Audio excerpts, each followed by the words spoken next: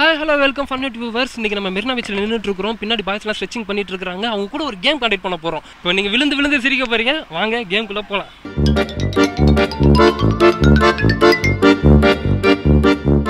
உங்கள் நேம்? இனியவன். ஜாகிர். ரஞ்சித். என் பேர் Dinesh. Super super super sir. இப்போ வந்து உங்ககிட்ட வந்து ஒரு கேம் ஒன்று நடத்த போகிறோம், ஓகேவா? அந்த கேம் என்ன அப்படின்னு சொல்கிறது வந்து நான் ஒரு டெமோவை பண்ணி காமிக்கிறேன். அதுக்கப்புறம் நீங்கள் பண்ணுற மாதிரி இருக்கும். இந்த கேமில் வந்து என்னன்னா ஒரே ஒருத்தர் தான் பார்ட்டிசிபேட் பண்ண முடியும். ஸோ டேலண்டான ஆள் யார் அப்படின்ட்டு நீங்களே முடிவு பண்ணீங்க. ஒரு டேலண்டா? Super super super. இந்த இடத்துல வந்து ஒரு கயிறு ஒன்று வச்சுருவோம். இந்த சைடு ஒருத்தர் பிடிச்சிருவாரு, இந்த சைடு ஒருத்தர் பிடிச்சிருவாரு. அந்த கயிறை நீங்கள் என்ன பண்ணணும்னா நான் டெமோ பண்ணி காமிக்கிறேன். அந்த கயிறை நீங்கள் அப்படி தாண்டி கீழே குனிஞ்சு கயிறில் படாமையே சுற்றி சுற்றி சுற்றி சுற்றி வரணும், ஓகேவா? சூப்பரா? யார் பண்ணுவீங்க? பார்த்தாலே சூப்பராக இருக்கிறீங்க, கலக்கிடுங்க, ஓகேவா? போயிடலாமா? ஓகே.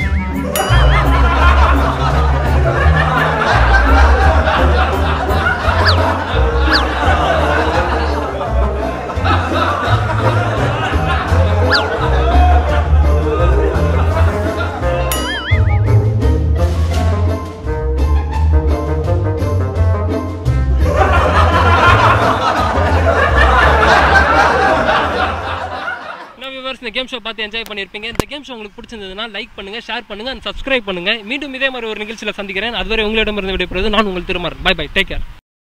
அடிக்கிற 2000 நோட்டு போகுமா போகாதனே தெரியாம ஒரு புது நோட்டை ஒருத்தன் வந்து அறிமுகப்படுத்துறான். இது ஒரு ஆட்சி முறை நடந்துகிட்டு இருக்கு இந்த நாட்டில். என்ன தமிழ்நாட்டு முதல்வர் வீட்டுக்கு வர்ற மாதிரி நோட்டு எப்போ வரும்னு தெரியாம இந்தியா காத்துக்கிட்டே இருக்கான்.